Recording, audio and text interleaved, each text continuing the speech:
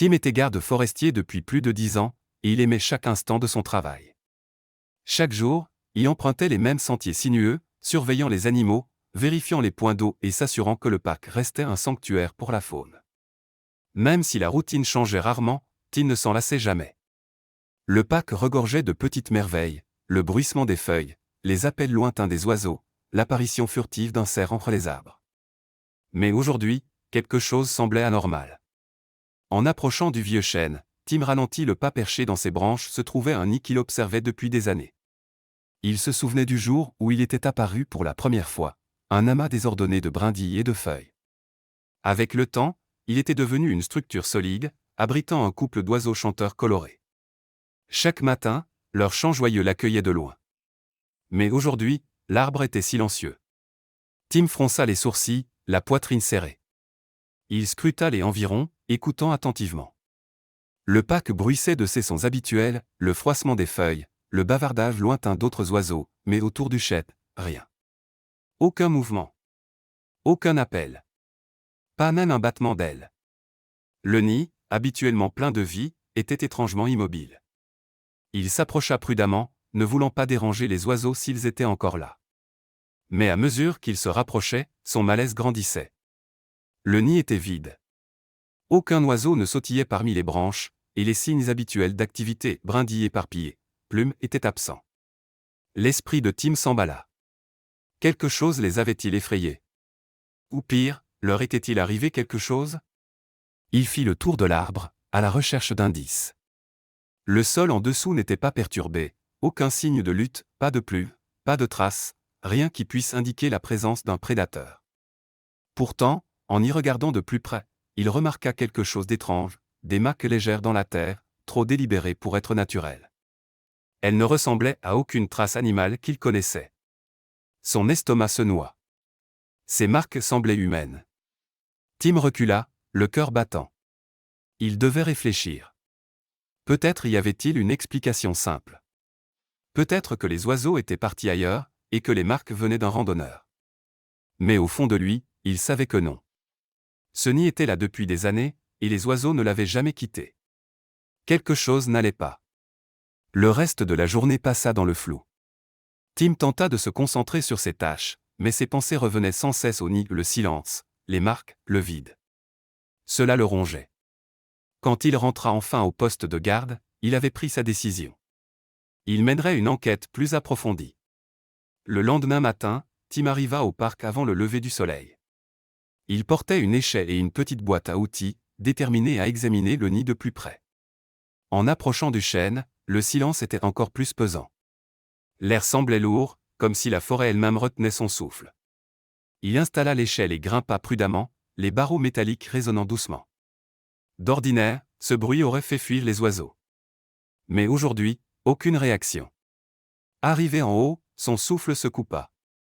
Le nid était vide, comme il le craignait. Mais il n'était pas intact. Un grand trou avait été déchiré sur le côté, les bords irréguliers et déchiquetés. Ce n'était pas l'œuvre d'un animal. C'était intentionnel. Les mains tremblantes, Tim observa l'intérieur. Le nid ne contenait plus d'oiseaux, mais au milieu des brindilles se trouvait quelque chose d'incongru, un œuf petit, finement orné. Il ne ressemblait à aucun autre qu'il ait vu, sa surface était parsemée de couleurs vives. Son esprit s'emballa. Cet œuf ne venait pas d'une espèce locale. Quelqu'un l'avait placé ici. Il redescendit, l'esprit en ébullition. Il ne s'agissait plus seulement des oiseaux. Quelque chose de bien plus sinistre se tramait dans son parc. Tim passa les jours suivants à rassembler des preuves. Il documenta les marques autour de l'arbre, prit des photos du nid, et ramassa même quelques objets abandonnés à proximité, un morceau de tissu déchiré, un outil cassé.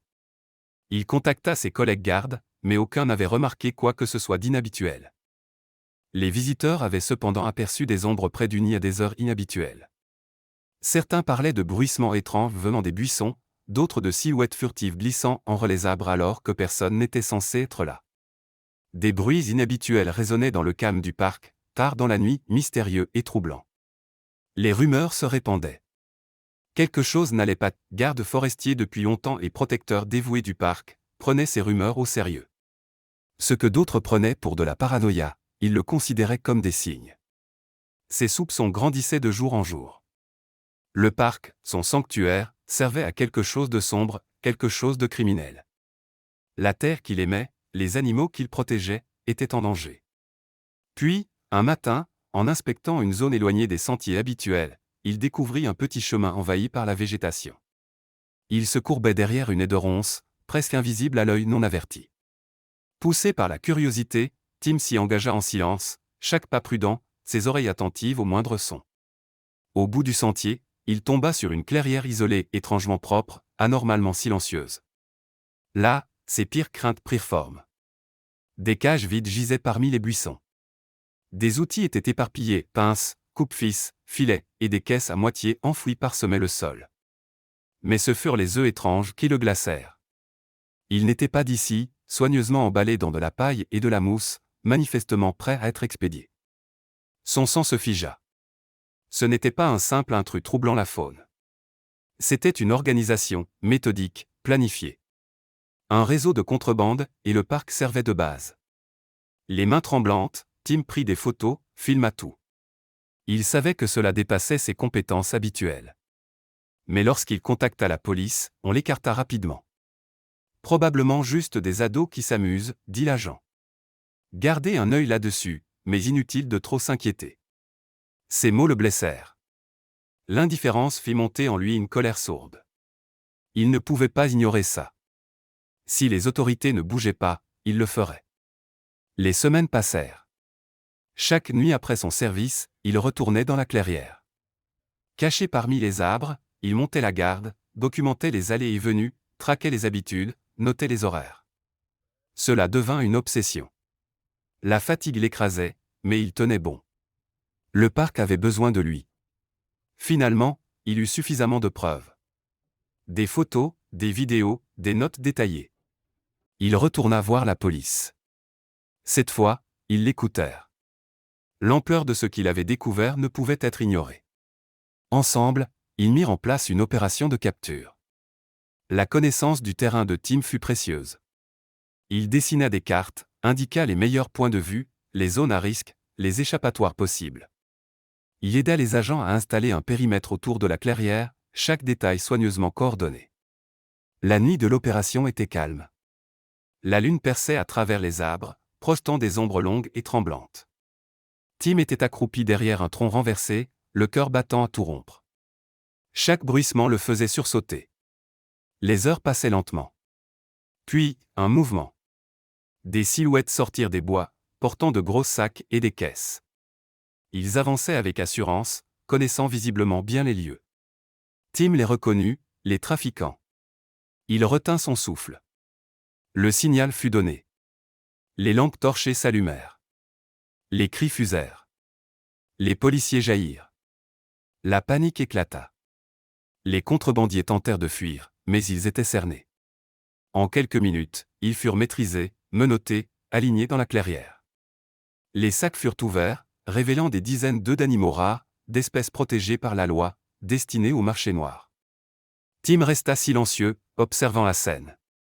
Un soulagement profond l'envahit, mêlé à une colère brûlante. Ces gens avaient profané son sanctuaire, tout ça pour de l'argent. L'enquête qui suivit révéla l'ampleur du réseau. Il s'étendait sur plusieurs États, impliquait des dizaines de personnes, et visait une grande variété d'animaux. Le nid trouvé par Tim n'était qu'un petit maillon d'une immense chaîne. Mais grâce à sa persévérance, le réseau fut démantelé, et les coupables furent lourdement condamnés. Les saisons passèrent, et le parc retrouva peu à peu son rythme paisible. L'air redevint calme. Les oiseaux revinrent dans leurs arbres. Les cerfs marchaient librement dans les prairies. Les familles venaient pique-niquer, ignorantes de la bataille discrète qui avait eu lieu pour préserver cette tranquillité. Tim marchait souvent seul sur les anciens sentiers, scrutant les arbres, écoutant le vent. Il ressentait une profonde fierté non seulement pour ce qu'il avait accompli, mais pour ce qu'il avait défendu. Il avait protégé l'endroit qu'il aimait et les créatures qui y vivaient. Mais quelque chose en lui avait changé. Il ne voyait plus le parc uniquement comme un refuge. Il le voyait aussi comme un champ de bataille, un lieu vivant et précieux, qui méritait d'être défendu. Le mal, comprit-il, ne vient pas toujours avec fracas, il se glisse en silence, caché dans l'ombre. Un matin, Alors que la brume se dissipait et que le soleil filtrait à travers les branches, Tim l'entendit, le chant discret d'oiseaux. Il leva les yeux et aperçut un nouveau nid dans un chêne, fait de brindilles entrelacées, fragile mais prometteur. Un sourire discret apparut sur ses lèvres. La vie, semblait-il, trouvait toujours un chemin. Et lui aussi.